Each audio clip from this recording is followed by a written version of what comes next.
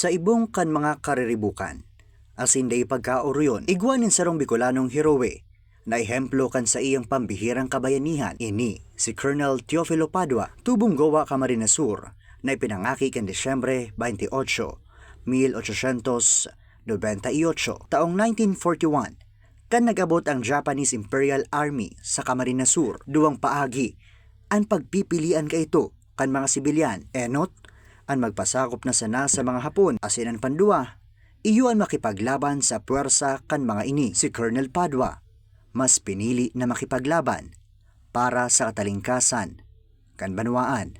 Nagsilbi siya bilang leader kang Camp Isarog Guerrilla Unit na iyo ang nakipaglaban durante kang tiyempo Hapon sa Camarines Sur kang World War II. Mahiling mo po ang patriotismo niya, talagang nagnanalaytay sa dugo sa ito na nagayata. Apera kan naging volunteer siya sa National Guard. Kan panahon po, kan bago magputok na gayo kan git, pagputok ang girang gayo.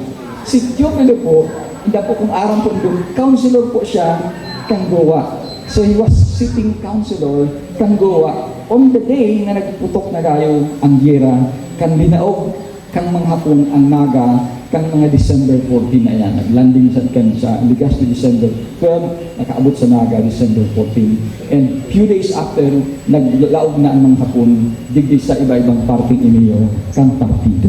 So nag-organize po siya na ako na 53rd Battalion na sarong salit na unit lang po. And ironically, kung mga pamilya po kami istorya ang gera based on the records, masakitod po ito maging guerrilla and dinaog ang Naga kang May 1st of 1942. And haros na ubos yung mga Hapon sa Naga. Well, of course, kadikit-dikit man ako nagayin na siya kung gato. More or less mga sanggatos na Hapon sa Naga and mga Hapon sa iba-ibang parte. Ang dahilan po, ano talikit ang Hapon? Ang dahilan po, si konsentrasyon ng Hapon gato, yaong duman sa Bataan and Corregidor area. So yaong po sila duman. And kaya, they took advantage kaninyong didikit na presensya ka na Hapon and liberate nila ang Hapon ng Naga sa mga Hapon. Pero si Padua, ang nahilog sa importance, very humble to the point na, okay, makikiba ko basta magkasarabok kita. Apparently, dahil gaya nangyari yan until nag-abot na sa mga Amerikano.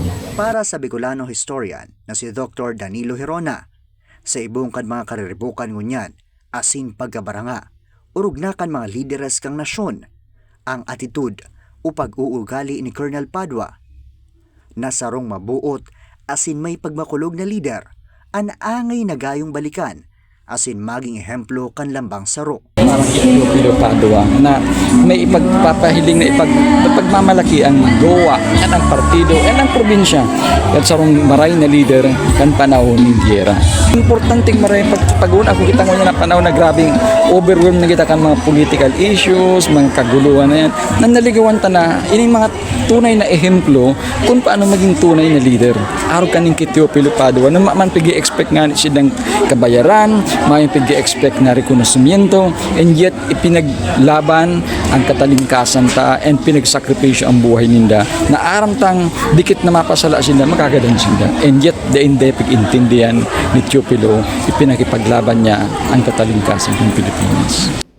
Kaining nakaaging Miyerkules, Hunyo 10, 2026, personal na nahiling kan pamilya, lalo na kang ultimong aki ni Colonel Padua na si Dolores Padua Romales, an isinagibong unveiling kan commemorative statue kang nasambitan na heroe sa Barangay Payatan, Goa, Camarines Sur. Sigun pa sa makuapo ni Colonel Padua na si Dr. Emily Papica, nahiling niya kung guraano kabuot an sa iyang lolo, padagos man ini na nakipaglaban para sa komunidad. Dahil natapos sa gyera an sa iyang misyon, kundi nagpadagos pa.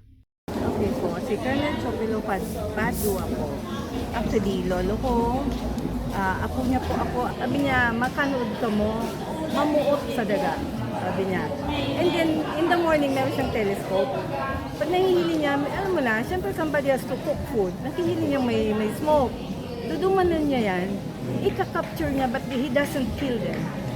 Kina-capture niya, dinadala sa sentro, and nabantog ang Goa na ang yung mga amigo ta, this is a place na Day ka na kukulugan, papakakang ka pang ayos, kaya gusto nila digdi na susunod. Katong Mayor Lorenzo Padua. He was mayor for 21 years, longer than Colonel Marcos. Yung kaulay ni Kay, yung uncle ni Ate Chris, na si Engineer Texon.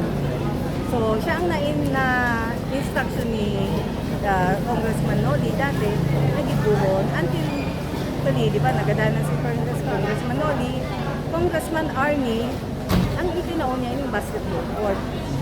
So, since Mayo, sinang malalaganan ng lugar, ninagadan ako pang kapitan na kung pwedeng maglaag.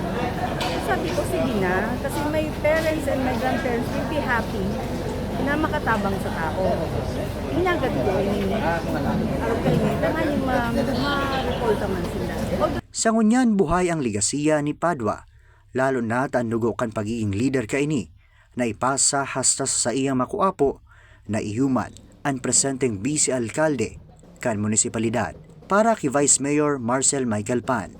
Bako sa naining oportunidad, kundi sarong dakulang onra, asin pag-orgulyo sa kabayanihan kan sa iyang great-grandfather. Ako po, dakulang onra na sarap pong, ako po, great-grandson na lang ni Colonel Teofilo Padua.